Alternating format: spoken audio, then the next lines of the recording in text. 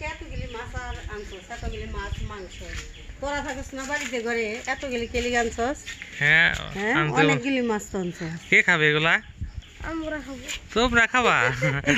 তাহলে তো ভালো হয়েছে, খাওয়ার মানুষ হয়ে গেছে। আসো, তুমি একটু মাথায় নিতে পারতা। মাছ চলতে পারবা না?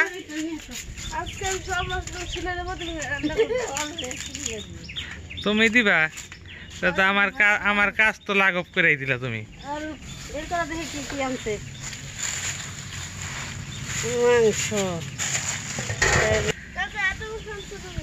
হ্যাঁ, তুমি না খাবা বললা। অনেক মাছ আনছো। এটা কি মাছ, তুমি চিনো নাকি?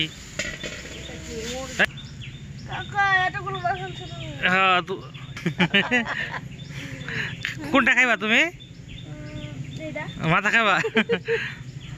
ওইগুলা খাইবা না? 1 2 3 4 5 6 7 8 9। আর কি আছে? কো আচ্ছা, কে জানো? তন্ময় কাকা। তন্ময় কাকার জন্য আজকে এত বাজার। মাছটি এখন কাটি। কত নিছে? দুইটা হচ্ছে 400 টাকা, আর এই দুইটা হচ্ছে 200। এই ছোট হয়েছে 220 টাকা। তাহলে কি করবো? 620 টাকা। হ্যাঁ, অত্যাধুনিক মেশিন, তাই না? আরো বাহ, আরো তো ভালোই পারে। মাছটি খুব সুন্দর রে, বাটা মাছটি।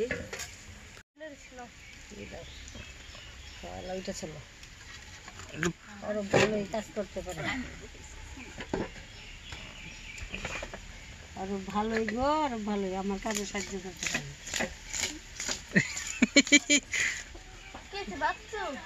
কেরে কেরে কেরে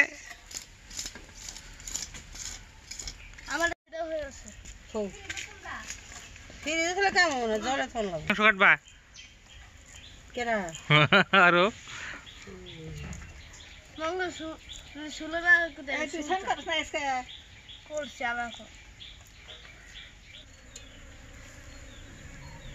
ভোরে মাছগুলো কেটে নিলাম। কাটতে কাটতে আমার একেবারে অনেক অবস্থা টাইট হয়ে গেছে। তো এখন এই যে সবগুলো মাছ ধুয়ে নিব।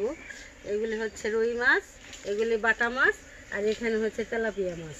আর মাংসটা আগেই কেটে নিয়েছি, এখন সব ধোয়ার পালা, এখন ধুয়ে নিব। মাছ মাংস সব কিছুই কেটে কুটে ধুয়ে রেখেছি। আজকে মাংসের ঝোল রান্না করব, দেশি মুরগি আলু দিয়ে ঝোল রান্না করব।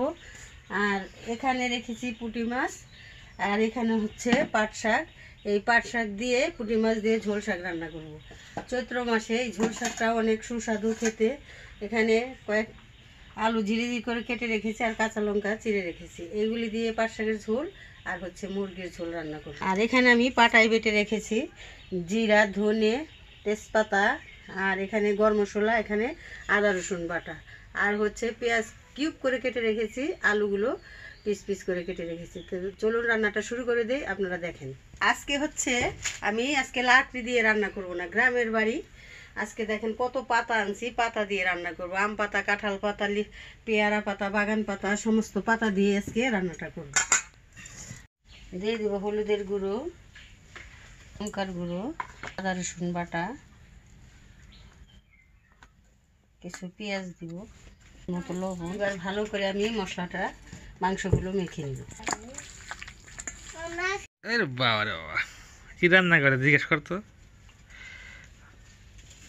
জিজ্ঞেস কর মাংস।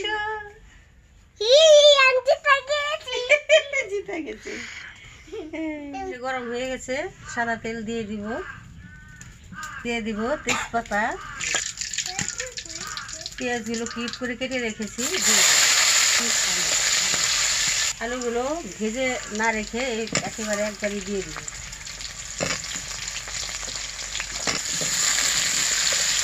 আগে থেকে মাংসগুলো ম্যারিনেট করে রেখেছিলাম, এখন মাংসগুলো দিয়ে দেব।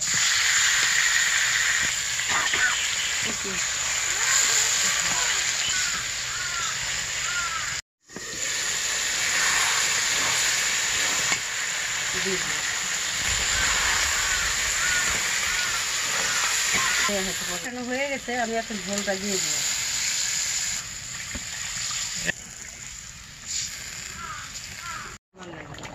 এখানে জিরে, ধনে, তেজপাতা বেটে রেখেছি দিয়ে দিলাম, আর এখানে হচ্ছে গরম মশলা, সবগুলো মশলাই পাটায় বেটে রেখেছি দিয়ে দিলাম।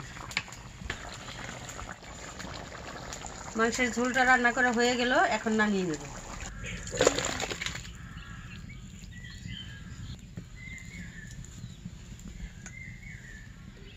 রেসিপি দেখে যদি আপনাদের ভালো লাগে তবে বেশি বেশি লাইক, কমেন্ট, শেয়ার করবেন, আর এভাবেই মাংসের ঝোলটা রান্না করে খাবেন।